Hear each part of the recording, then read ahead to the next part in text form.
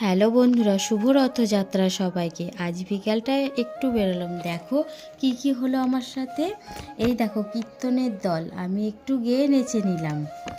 চাকার তলায় কি দিলাম বলো তো?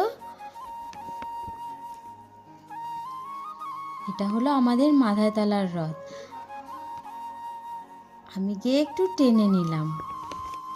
এই দেখো এটা ঘোষেশ্বর তলার মন্দির, কত লোকজন, কত মেলা বসেছে। এটা হলো ঘোষেশ্বর তলার আসল মন্দির।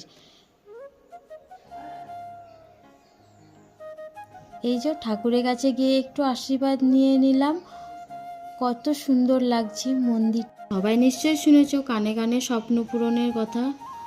এটা হলো রাজহাঁস, কত সুন্দর লাগছে দেখে। স্বামী বিবেকানন্দর সন্ধ্যা আরতি হচ্ছে।